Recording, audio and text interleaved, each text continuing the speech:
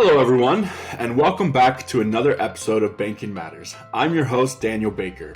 Joining us today, we have Frances Park, or Fran to her friends. Fran is the Training and Development Specialist at Citizen State Bank. She has been employed by Citizen State Bank for 29 years. While at CSB, she has worked in new accounts, as a teller, bookkeeping, customer service, and created the e-services department. Fran is also a member of the Texas Bankers Association Foundation Board and teaches financial literacy at her local schools. Fran, welcome to the show. Hello, everyone. Thank you for having me. I appreciate it. Well, Fran, we're really excited to have someone with your experience on the episode because we don't usually get someone that's been at the same bank for such an extended period of time. So I'm really excited to have this conversation with you today. But before we get started on that, I wanted to ask you, how did you get started in the banking industry? Well, it's not you grow up one day and say, I want to be a banker, because I didn't. Let's just say there's some past history. My current husband, excuse me, his father used to work at this bank. That was way before I met my husband. His father was a loan officer here. He worked his way up from the bottom to the top and made it all the way to board of directors. He was a mayor of this town. So my connection is my husband knew the family very well who run the bank, and we're bank family. Let's just put that out there. We're a community bank, and we just happened to be in an environment where I was looking for a new career, and my husband said, "Hey, let's go talk to Ben." And we were in a recreational environment, and he said, "Well, why don't you just tell her come put in an application? We have two openings." And one of those openings was for new accounts, and the other one was to be a teller. And I was deathly afraid of having a drawer full of money.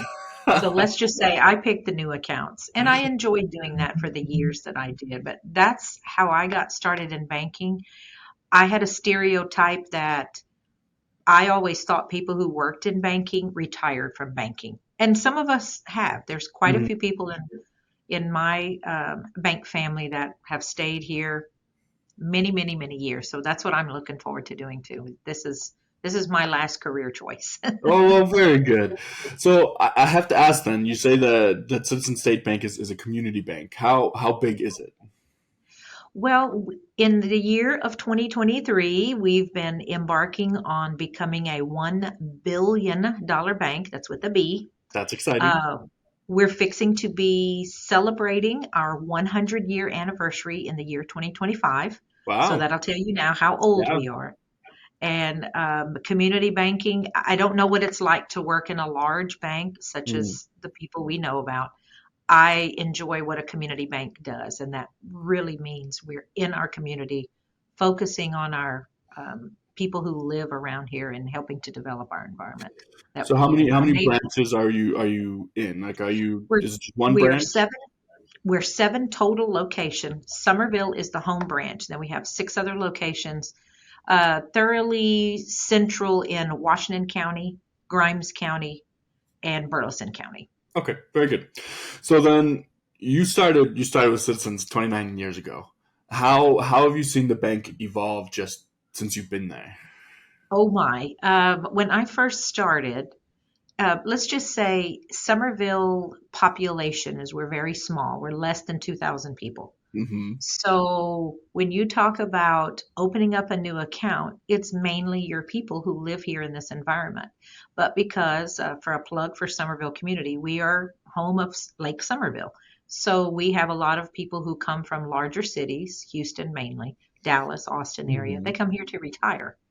So opening up new accounts 29 years ago was just a few personal, lots of personal, but very few business accounts. Right. Now, since I've gone out of opening up new accounts, we're opening up corporations and LLCs. I mean, it has definitely society and the free enterprise we're in definitely has grown tremendously. So that's an interesting shift then. I guess I never really expected there to be like a big difference between personal to business. That's definitely interesting. My wife and I actually we're expecting our 5th boy right now. Yes, all boys. How exciting. Congratulations. Who are experience like dial-up internet or CD-ROMs or Thanks. So we're accepting our fifth boy right now. We were kind of joking around about how Well, there's certain things that they'll never like yeah. all these different things that have really occurred. So I understand that you actually were part of the transition of your bank from or sorry, the creation of the e-services department inside of your bank. Is that correct? That is correct. We started in 1999 when our bank president at that time, Mr. Ben Flincher, said that we were going to turn CSB, we're going to get us into the new age. Mm-hmm. And we all know if you're old enough, 1999 into Y2K, you had to cross a lot of people's Interesting. security barriers thinking the world's going to fall apart at the year 2000. But yes, we started the online banking service. We started very small. We even were with the rest of the industry. We were charging a very small fee, and we found out real quickly people do not want to pay a fee Right. for this type of service. So once you can convince your local community to become online banking literate or just feel comfortable banking on a computer, and that's still a long, hard road even after all these years. Mm-hmm. You still have people who are just not comfortable. They don't trust, or they're afraid of a virus or whatever. They don't do their banking just 100% online.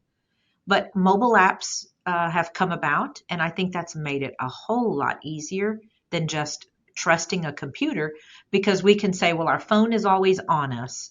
If you protect it and screen lock it or various things to keep it the device protected, you run less risk than say somebody who's sitting on their computer.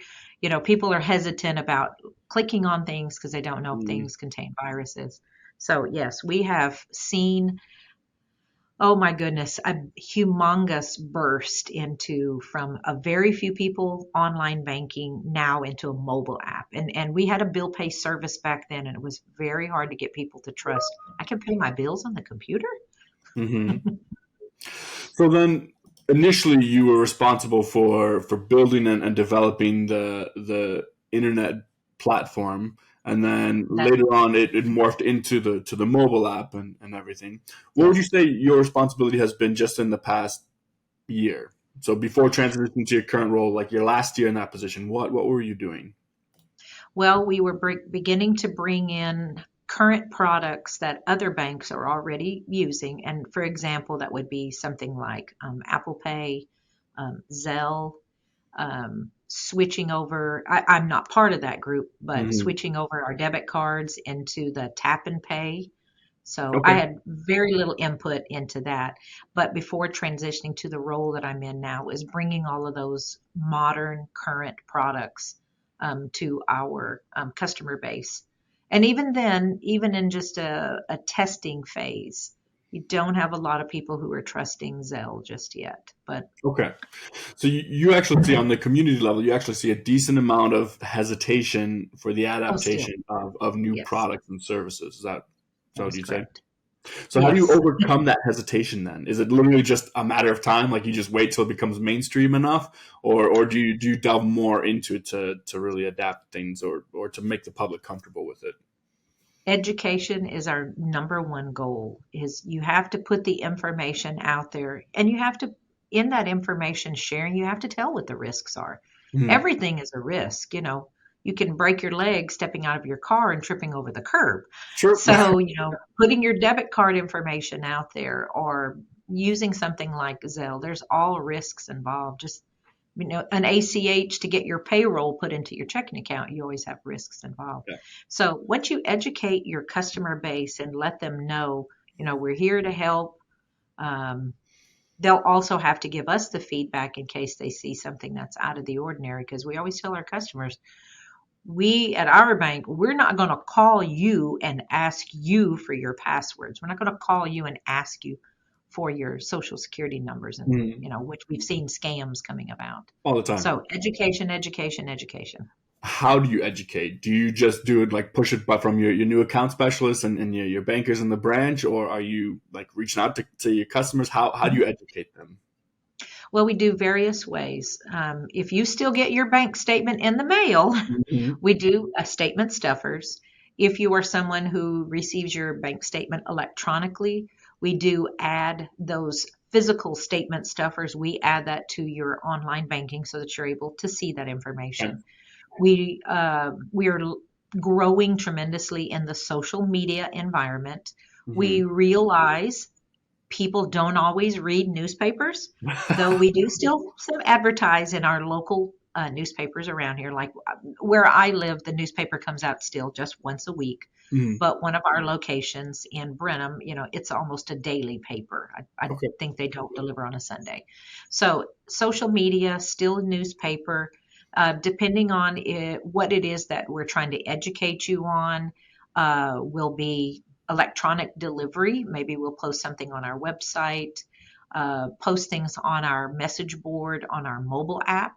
It's all the areas and avenues that we can try to get that information out to the customer. Now, whether or not you open it and read it, that's always a different story. So very true. So really, really, I mean, you're talking about any physical contact you can have with an individual. So any mailer, you're putting information in there, Mhm. and then social media, any kind of platform, just really you're just broadcasting the information and say, please hear us, and hoping Yes. that people pay attention. Yeah. And still, people, the old fashioned way to communicate is still by word of mouth. You still have people coming in and saying, well, my neighbor told me about this. Hmm. Or my grandson said, hey, Grandma, you need to start paying your bills online. Or children come in who are taking care of their aging parents and trying to explain to them, Mom or Dad, it's so much easier if we can do these things electronically. And then you still have to give them that sense of I trust or a sense of security that everything's going to be okay. If you see something out of the ordinary, call your bank and let us know. So word of mouth is, hey, it's still one of the best ways to communicate, and it's cheaper that way too. Well, especially for a community bank as well, right? Because I mean, I'm Yeah. sure you have so many generational accounts where you have grandma and mom and dad and kid, and it just kind of builds upon it and everything. So I'm sure that's an excellent way to get the word out to the community. Yes. So then let me transition a little bit because I know Okay. you've done a lot when it comes to developing departments and really building something kind of from the ground up. But as I understand it, you've recently transitioned into a new role as a training and development specialist. Is that correct? That is correct. And I thoroughly, thoroughly love it. How long have you been doing that role for now? I just transitioned and took my new office in March of this year. So a little over 6 months Perfect. So with just some long of enough the, to get your feet under you, yes, right? exactly, exactly. So then let me ask, when you were being trained for that role, I mean, obviously you've worked with the bank kind of from the entry level position on up. So I mean you've seen all the different facets. So you're not having to learn necessarily about the products and specific elements about the culture. How were you trained or prepared for that role? Or was it more of a hey, congratulations, figure it out kind of job? Part of my past training, being in the new accounts environment and also being a teller, was two of the biggest things that I thought was a plus for me to want to transition to where I was to being in the training role. So it is a little bit different than, say, the very first time I opened up a checking account. Do you remember what a typewriter is called? Yes. We used a typewriter, and we had specific bank product that you would type all of that information on to create someone's signature Mhm. card. There was no platforms. There was no, um, what's the word I'm looking for? Computer based programs that basically knew all of the boxes to check. You just had to fill in the details. So, yeah, we did everything from scratch. So, yes, you really needed to know your product. You needed to know how, not so necessarily how to sell it, but the details behind it. If a customer comes and asks you, I'm not sure what kind of account I need, can you give me some advice? And in addition to, well, now that you've got the account open, let's say it's a single party, what happens if something terrible happens to you? You can't write a check or, you pass away. So Mhm. then you have to give them advice on, well, let's take care of your account when you're not even here. So from learning that in the beginning to where we are now, we do have a platform base, which simply means you log into a software, you're clicking on these boxes It's a single party checking account with a pay on death beneficiary, and it's a non-interest bearing. Once the platform has all of that, now all it's asking you is the details. Well, who are we open this account for? And let's identify them. Right. So that information has definitely changed from the first time I started.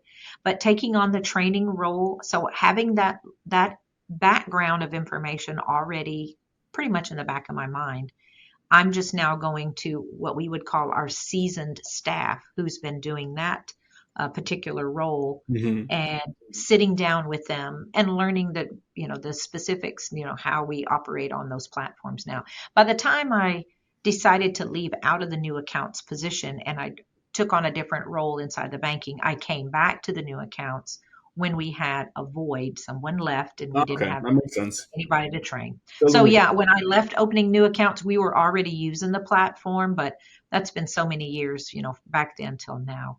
So the training about being a teller, well, that's come from sitting down with a seasoned teller as well. Yep. So then Hands on. let me ask you really quick then. Your position, did you take over for someone else who left the bank, or are you creating this position? No, I took over for someone who transferred out to another area. So Okay. the person who was our trainer, she came to our bank as a former educator. Hmm. And so she took on the training role for several years, I would say 3 or 4 years. And there was another opportunity inside the banking for a marketing department, and she was excited about that. So we do that a lot in community So you banks. shuffle You don't around want a to little learn? bit Yeah, and take let's over the shuffle position. around and learn That something makes new. complete So, sense. yep, So then exactly. let me ask you then, is there anything that you do that is unique to training others? Or would you say it's just kind of a general training program that you've seen be fairly consistent across the industry? For right now, until we develop it a little bit more, it's a standard. Let's sit down. We're one on one. Okay. We have training videos to assist you, but then we also have lots of hands on. I always tell my new hires, I am more of a hands on, put it in front of me, Mhm. let me touch it, feel it, and then I can understand it more than just watching a video or just reading a manual. Right. So we're at that stage right now. We believe in being one on one with someone. So where do you want to go? So I mean, is that where you want to stay? You want to stay at the one and one, or do you see yourself progressing, maybe adding in some more of different electronic platforms? How do you see yourself changing? I think our bank takes on the fact that we like to do one-on-one, hands-on. I have had from the time I took on this role to where I am now. At one point, I was actually training two people at the same time, Mhm. though they were going to go in different areas. So we still did the one-on-one, but I worked with the first person who just needed to learn our system. They weren't going to be a teller or a new accounts. They just needed to learn the system. And then once we were finished with that person, then we brought in the person who was hired to be a teller, and then we spent more one-on-one. Even Makes after you leave out of my training program, you still have to be shadowed with a seasoned teller, and that's Yeah, still one-on-one. yeah, Mhm. absolutely. Because that's where a lot of I mean, you learn the elements before, but you don't really figure out Yes, how to apply it until you're actually like helping to process transactions and everything like that. I totally understand. that's correct. So then Yes. I've always wanted to ask if you have an individual that's underperforming, uh, Mhm. be it a bad hire. I mean, we're hesitant to say things like bad hire, but be it a bad hire or anywhere down the lines of maybe they're just not understanding the system or understanding the whys or the hows behind it. Mhm. What do you do? Do you just say that's it and nix the relationship, or do you like what do you do with those individuals? If so far, which it hasn't happened yet from the time that I remember, Hmm. people coming into the training role. Yeah. But if we have encountered someone from the past, we hear the feedback from either a coworker or from their supervisor. Then we take them off to the side and see what is it that maybe you didn't understand what we were talking about in Hmm. training, as you can perform the paperwork, but the ins and outs behind it, maybe you were just missing something. So we listen to the feedback from whoever is doing the reporting, sit back down with that person and figure out, okay, what is it that you're missing? And they may be bold enough to say, I don't think banking is for me, and Hmm. they want to move on. We've actually had a young man, and he's a very bright young man, came out of college. He was ready to paint this town red and change the world, Yep. and came into banking, went into the note department, and realized this is not what I thought banking Not my was. cup of tea. That's right. And he decided to end the career choice. Now he's moved on to working at a wonderful institution we probably have all heard of, which is Texas A&M University. Oh, So very good. So yes, I'm sure stories like that are common throughout the industry. Like yes, inevitably, you're always going to have the individual that just doesn't fit. So really, what I'm right. understanding that if I had to kind of give an overview of Citizen States Bank's training program, it's going to be emphasized on one-on-one training, be it either Yes, when you're first starting or when you have to go back and not necessarily corrective action, but like if someone didn't fully grasp the training elements, there's still that element of one-on-one that carries through. that Is is that, is correct. that fair? Yes, yes, that is very fair. Perfect. Well, I love that. I think one-on-one training is phenomenal, especially if you can do it as structure permits. Because I mean, there's so many different banks that it's impractical to do one-on-one training. So the fact that you guys are able to nail that down, I think that's phenomenal. So we are running out of time, Fran. I know it's kind of flown by a little bit, Oh, but I did want to ask one last question of you before you go, and this is one that I ask sure. all of my guests that join the show. If you could give one piece of advice to the banks listening in today, or to the employees listening today, what what piece of advice would you give? I would say if the younger generation is coming into your environment, make sure pay is what they're looking for, because Hmm. they may not stay if the pay isn't there. But you do have some who are looking for ways to move about inside the institution, which if you're wanting to keep an employee, have that opportunity that they can grow and move to different locations if the Hmm. opportunity sees fit. But everybody is looking for what the pay is. And we have great people who have been here 30 and 40 years who didn't care about pay back then. Hmm. So it is a different environment. Pay is probably the first one. I like that. That's actually the first time we've gotten that answer, and I appreciate the fact of pay and the pathway of promotion. I think Mhm. that those are definitely key in today's environment. Well, friend, thank you very much for joining us for today's episode. It's been Thank a you. pleasure speaking with you. I look forward to many more, Daniel. Well, perfect. For the rest of you listening in, that's Banking Matters.